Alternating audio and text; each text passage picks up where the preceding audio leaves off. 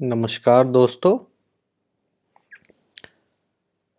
आज हम इस पंचांग के सीरीज को और आगे बढ़ाते हैं और आज हम नक्षत्र के बारे में पढ़ेंगे।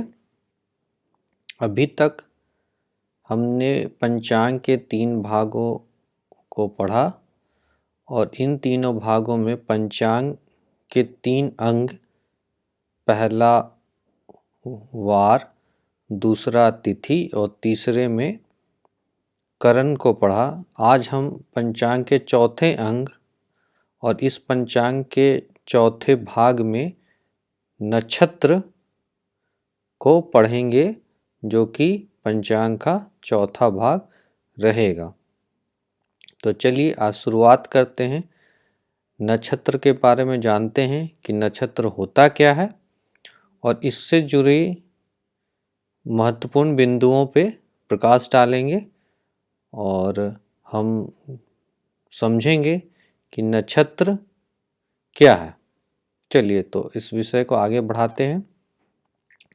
सबसे पहले हम ये जानें कि नक्षत्र होता क्या है।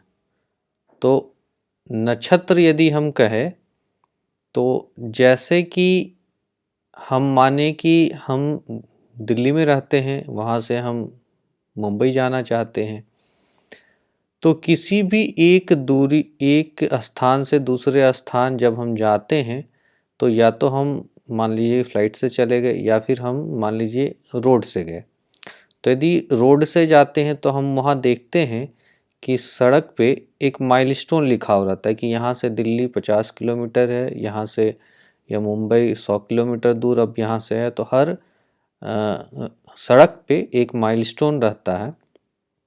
उससे ये होता है कि कितनी दूरी है या हम कहाँ पर हैं, ये सुनिश्चित होता है। तो नक्षत्र जो है, कह सकते हैं आप कि वो सुनिश्चित करता है कि ग्रह या और तारामंडल और जो भी चीज़ है वो कहाँ पे है, उसका लोकेशन आप बोल सकते हैं, नक्षत्रों से पता चलता है। अब नक्षत्र होता क्या उसको और समझे कि पूरा जो भ्रचक्र है या फिर पूरा ब्रह्मांड जो हम बोल रहे वो 360 डिग्री में समाया हुआ है। तो इस 360 डिग्री को हम टुकड़ों में विभाजित किए हैं और इस एक एक टुकड़े को हम नक्षत्र बोलते हैं।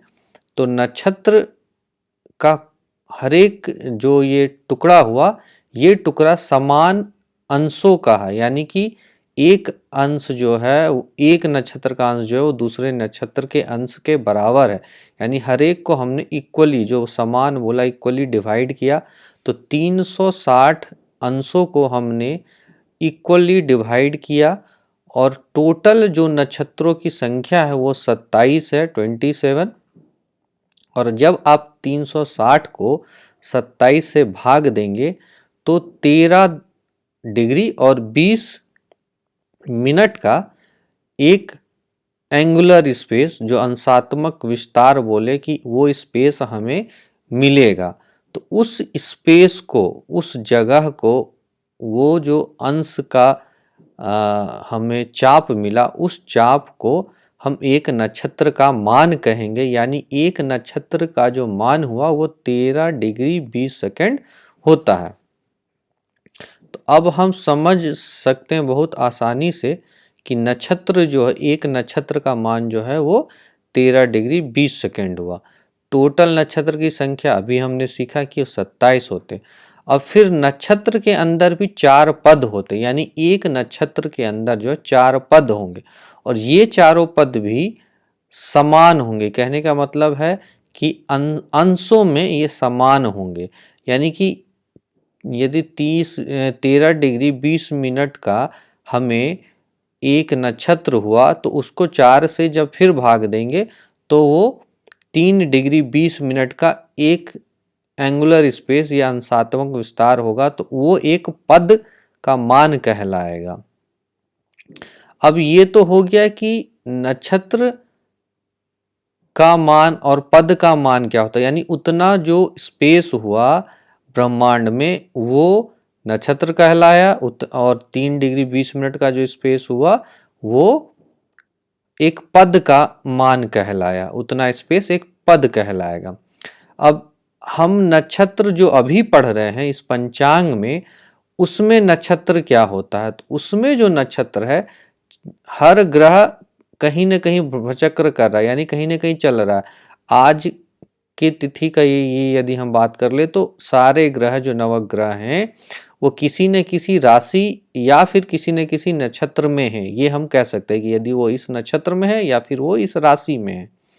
ठीक है, तो जिस राशि में चंद्रमा किसी भी समय काल में, चंद्रमा जिस नक्षत्र में, राशि में नहीं, जिस नक्षत्र में भ्रचक्र कर रहा है उस को हम ही नक्षत्र कहते हैं। इस पंचांग के में जब बात हम कर रहे हैं तो चंद्रमा जिस नक्षत्र में है उसी को हम उस समय का नक्षत्र कहते हैं। ऐसे नक्षत्र के जो नाम हैं आप जब जानेंगे तो ये राजा दक्ष जो थे उनकी पुत्रियों के नाम पे कहा जाता है। ठीक है, अब हम जैसे कि मान के चले ये किसी भी समय काल, किसी भी एक समय काल का ये एक चित्र है, ये एक चित्र मान सकते हैं कि जिसको हमने 12 खानों में कैद किया है, यानी उसको रखा है। तो इसमें आप देख सकते हैं कि चंद्रमा जो है यहाँ पे है, इस भाव में है, और यहाँ चंद्रमा जो है चित्रा नक्षत्र में है। ठीक है, हमें सिर्फ चंद्रमा से लेना है, बाकी ग्रह किस नक्षत्र में है उससे हमें कोई मतलब नहीं। चंद्रमा जिस नक्षत्र में है, चित्रा में है, तो हम कहेंगे कि चित्रा नक्षत्र हुआ उस समय का। यदि जिस भी, मान लीजिए अभी का यदि होगा, जिस समय हम इसे देख रहे हैं, तो अभी का जो नक्षत्र कहलाएगा वो चित्रा नक्षत्र कहलाएगा। अब आगे है फिर हम जानेंगे कि नक्षत्र जो है कि नाम क्या क्या हैं, क्या कितने अंशों पे कौन सा नक्षत्र होता है। चलिए आगे फिर हम इस बात को सीखते हैं।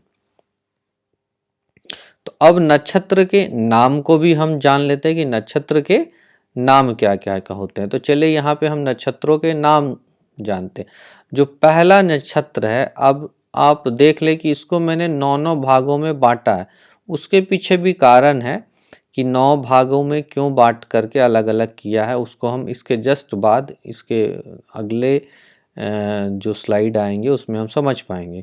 तो पहला नक्षत्र जो है उसे अश्विनी कहते हैं, दूसरा नक्षत्र जो है उसे भरणी कहते हैं, तीसरा नक्षत्र कृतिका कहलाते हैं, चौथा नक्षत्र रोहिणी, पांचवा मृगशिरा, छठा आद्रा, सातवां पुष्य, आठवां पुनर्वसु, नौवां श्लेषा, 10वां मघा, 11वां पूर्व फाल्गुनी, 12वां उत्तरा फाल्गुनी, 13वां हस्ता, 14वां चित्रा जो अभी हमने पढ़ा वो ही चित्रा नक्षत्र था, और ये 15वां जो हो गया स्वाति, 16वां जो हो गया विशाखा, 17वां जो हो गया अनुराधा, 18वां जो हो गया ज्येष्ठा, 19वां मूल, 20वां पूर्वाषाढ़, 21वां उत्तराषाढ़ा, 22वां श्रवण, 23वां घनिष्ठा, 24वां शतभिषा, 25 पूर्वा भाद्रपद, 26वां उत्तरा भाद्रपद और 27वां रेवती। अब देखिए ये जो नंबर है, सिर्फ नाम के साथ नंबर भी इनके याद रखने का जरूरी है। नंबर इसलिए याद रखना है क्योंकि हमें पहला नक्षत्र यदि होगा तो अश्विनी है, 27वां कौन सा है रेवती है, 10वां कौन सा है मघा है, 19वां कौन सा है मूल है। तो ये भी जानना उतना ही जरूरी है, उनके नामों से और उनके संख्या से भी जानना जरूरी है। अब चलिए हम जानते हैं नक्षत्रों के स्वामी। अभी मैंने आपको कुछ देर पहले ही बताया था कि जो नक्षत्र को हमने 9 करके क्यों लिखा है इस टेबल में, तो इसीलिए लिखा हुआ है कि इस 9 ग्रह हो गए नवग्रह, तो आप देख ले कि जो शुरुआत के जो रो हैं, जैसे कि यहाँ अश्विनी हो गया, मघा हो गया, मूल, इसके जो स्वामी होंगे वो केतु होते हैं। ठीक है, उसी तरह भरणी, पूर्व फाल्गुनी, पूर्व आषाढ़ के शुक्र हो गए, वीनस जी ने बोले, कृतिका उत्तर फाल्गुनी, उत्तर आषाढ़ के सूर्य हो गए, सन। ठीक है, सूर्य देवता। रोहिणी, हस्ता, श्रवण के हो गए चंद्रमा। ठीक है। फिर मृगशिरा, चित्रा, घनिष्ठा के हो गए मंगल। आद्रा, स्वाति, शतभिषा के हो गए राहु। फिर 7वां जो हो गया पुष्य, 16वां विशाखा, 25वां पूर्व भाद्रपद, इसके हो गए जुपिटर गुरु। उसके बाद 8वां पुनर्वसु, 17वां अनुराधा, 26वां उत्तर भाद्रपद, इसके हो गए शनि, जो स्वामी जिसे लॉर्ड भी हमें कहें। 9वां अश्लेषा, 18वां ज्येष्ठा और 27वां रेवती के जो स्वामी हुए इन तीनों नक्षत्र के, वो बुध हो गए यानी मरकरी।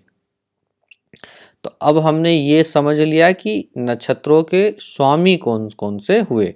हर एक नक्षत्र के कोई न कोई स्वामी होंगे और हर एक ग्रह जो होंगे उनके अंदर में 3 नक्षत्र आ गए। आप कहें कि 3 नक्षत्र के स्वामित्व जो है किसी एक ग्रह को मिला है, तो 27 नक्षत्र हो गए और 9 ग्रह होते हैं। तो 27 को हमने 9 से भागा दिया तो 3 निकला, यानी कि मतलब हो गया किसी भी एक ग्रह को 3 नक्षत्रों का स्वामित्व प्रदान हुआ है। अब चलिए हम ये जानते हैं कि नक्षत्रों का अंशात्मक विस्तार कहाँ हो। इसका मतलब ये हुआ कि कितने से कितने डिग्री तक ये पहला नक्षत्र होगा, कितने से कितने अंशों तक 9वां नक्षत्र होगा, या फिर 25वां नक्षत्र होगा, या फिर 27वां नक्षत्र होगा, जो भी आप कह लें। तो पहले 9 नक्षत्रों का इसमें दिया हुआ है। आप देख सकते हैं कि अश्विनी जो 13 डिग्री 20 मिनट का हमने पढ़ा था कि एक नक्षत्र होता है। तो यहाँ देख ले अश्विनी जो है 0 डिग्री यानी 0 डिग्री से लेके 13 डिग्री 20 मिनट तक अश्विनी नक्षत्र कहलाया। उसी तरह 13 डिग्री से 13 डिग्री 20 मिनट से 26 डिग्री 40 मिनट तक भरणी नक्षत्र कहलाया। तो यही हो गया कि ये जो है उसका एंगुलर स्पेस हो, यानी उस अंशों में यदि कोई ग्रह चल रहा है तो हम ये कह सकते हैं कि वो भरणी नक्षत्र में चल। जैसे कि मान लीजिए यदि कोई 30 डिग्री पे चल रहा है, कोई ग्रह का जो दूरी है वो 30 डिग्री यदि हो गया तो उसे हम कहेंगे कृत्तिका नक्षत्र में वो ग्रह चल रहा है। लेकिन अभी जो हम पढ़े, जो नक्षत्र पंचांग में पढ़े, वो सिर्फ चंद्रमा जिस भी नक्षत्र में है उसको हम उस समय का नक्षत्र कहते हैं। पंचांग में जो हम नक्षत्र बोलेंगे वो चंद्रमा जिस भी नक्षत्र में है उसको हम मानेंगे, ठीक है। इसी तरह अब 10 से लेकर 18वें तक का हम देख ले कि अंशात्मक विस्तार क्या होता है। तो 10वां हमारा जो नक्षत्र है उसका अंशात्मक विस्तार जो हुआ 120 डिग्री से लेके 133 डिग्री 20 सेकेंड तक। इसी तरह हम देख लें कि यदि 18वां जो हो जाएगा उसका हो जाएगा 226 डिग्री 40 मिनट से लेके 240 डिग्री 0 मिनट, ठीक है। इसी तरह हम यदि देख ले तो 19 से लेकर 27 तक का देख ले तो मूल जो नक्षत्र हुआ जो वो उसका हो गया 240 डिग्री से लेके 253 डिग्री 20 मिनट, और पूर्वा आषाढ़ जो हो गया उसका हो गया 253 डिग्री 20 मिनट से लेके 266 डिग्री 40 मिनट तक। इसी तरह आप देख ले श्रवण का जो हो गया, यदि श्रवण का ले तो 280 डिग्री से लेके 293 डिग्री 20 मिनट तक।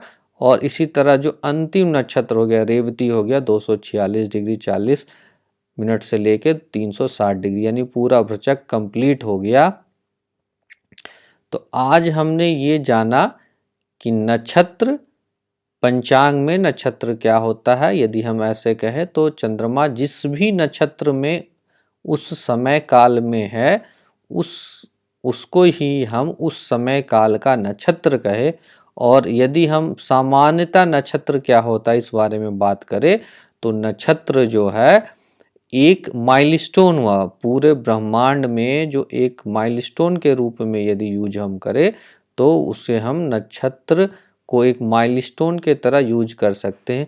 ये एक तारों का समूह होता है कि जैसे पहला नक्षत्र अश्विनी हो गया तो वो कुछ तारों का समूह है, मूल जो हो गया उसमें कुछ तारों का समूह है, और भिन्न भिन्न आकृति है। ये जो नामांकन भी हुआ है उसके पीछे जो उन तारों के द्वारा जो आकृति बनी है उसका भी महत्व है, और उनके साथ कुछ न कुछ सभी नक्षत्रों के साथ हमारे कुछ कथाएं जुड़ी हुई है। कथाएं जुड़ने के अलावा उनके जो मूल कारकत्व हम जो बोलेंगे कि जो उनका स्वभाव है उनके कारण भी उनके नामों पे जुड़ा हुआ है, और उनके जो स्वामी हुए उनके कारण भी नामांकन हुआ है। तो नामांकन के पीछे भी बहुत बड़ा जो तथ्य है उन तथ्यों को हम धीरे धीरे करके जानेंगे, क्योंकि ये नक्षत्र जो है ये बहुत बड़ा चीज है। मतलब इसे आप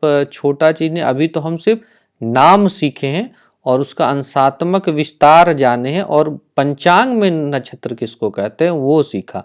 बाकी नक्षत्र जो है वो बहुत ही बड़ा चीज है, उसे हम धीरे धीरे करके और आगे सीखेंगे कि नक्षत्र क्या होता है। हर नक्षत्र का अपना महत्व है और हर नक्षत्र का बहुत ही विशेषताएं, हर नक्षत्र के अपने अपने बहुत विशेषताएं हैं, उसको भी हम आगे सीखेंगे कि हर एक नक्षत्र का क्या क्या विशेषताएं। लेकिन अभी जो सिर्फ पंचांग के सीरीज में जो हम पढ़े चंद्रमा जिस भी नक्षत्र में हो, ये जो 27 नक्षत्र हैं इसमें से किसी भी नक्षत्र में चंद्रमा जब मतलब उस समय काल में मूव कर रहा हो, गतिमान कर रहा हो, तो उसको हम उस समय काल का नक्षत्र कहेंगे।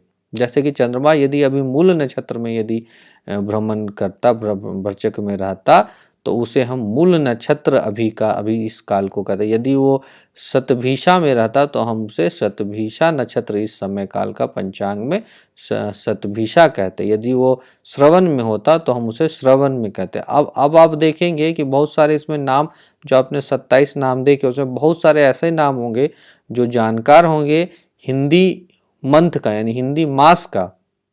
जैसे कि इंग्लिश मास तो हम लोग मैक्सिमम आदमी को याद रहता है जनवरी से लेके दिसंबर तक। उसी तरह यदि हिंदी मास यदि याद होगा आप लोगों को तो चैत्र से लेके जो फागुन तक होता है, तो देखिए कि आधा से ज़्यादा नाम तो उस मास के ही, तो यहीं से मासों का जो नामांकन हुआ है वो नक्षत्रों के नामांकन से ही हुआ है। और इसको हमने लगता है कि बहुत अच्छे तरीके से सीख लिया है कि कौन सा मास कब होगा और कौन सा नक्षत्र। आप जो सीक्वेंस ये देखेंगे नक्षत्रों का, तो मास का जो सीक्वेंस आया है वो इस नक्षत्रों में भी सीक्वेंस वही है। ऐसा नहीं हो गया कि आषाढ़ पहले आया, मतलब सावन के पहले यदि आषाढ़ आया है तो मास में भी आषाढ़ सावन के पहले ही आया है, और सावन के बाद यदि भाद्रपद है यहाँ नक्षत्रों में तो मास में भी सावन के बाद भाद्रपद ही है। और ज्येष्ठा के पहले यदि चित्रा है, चित्रा यहाँ पे नक्षत्र में है तो वहाँ चैत मास जो है वो जेठ के बाद आता है। तो ये भी एक उसके पीछे छुपा हुआ रहस्य है जो हम आज समझ पाए। ठीक है कि मासों का नामांकन भी यहाँ से ही हुआ है, मासों का नामांकन ऐसे नहीं हुआ। इसी से हमने मासों का नामांकन लिया, और उसके पीछे और भी तथ्य है जिसको मैं समझाऊंगा कि मासों का नामांकन और भी चीज़ों पे है, और बहुत तरह के मास होते हैं। ठीक है, वो जब मास पढ़ेंगे तब हम जानेंगे। आज हमने नक्षत्रों को लगता है बहुत ही अच्छी तरीके से सीखा। इसमें हमने क्या सीखा, सबसे पहले कि नक्षत्र 27 होते हैं, एक नक्षत्र का मान सीखा, और नक्षत्र का अंशात्मक विस्तार सीखा कि हर नक्षत्र का अंशात्मक विस्तार कितना कितना होगा। और दूसरा चीज़ ये सबसे महत्वपूर्ण सीखा कि जो पंचांग में नक्षत्र कहलाता है, यानी यदि आज बोला जाएगा कि आज का नक्षत्र क्या है, तो इसका अर्थ ये हुआ कि चंद्रमा आज जिस भी नक्षत्र में है उसे ही आज का नक्षत्र कहेंगे। और किसी ग्रह कोई भी नक्षत्र में यदि सूर्य किसी नक्षत्र में आ जाए तो उसको नक्षत्र आज का नहीं कहेंगे। सिर्फ चंद्रमा जिस भी नक्षत्र में आज होगा उसे ही पंचांग में, या उसे ही आज हम कहते हैं आम बोलचाल की भाषा में कि आज का नक्षत्र जो है रेवती है यदि चंद्रमा आज रेवती नक्षत्र में होगा। ठीक है, इसके साथ मुझे लगता है पंचांग के हमने 4 भाग कंप्लीट कर लिया और चारों भाग को मुझे लगता है कि आपने बहुत अच्छी तरीके से सीखा होगा। बहुत बहुत धन्यवाद आप लोगों का।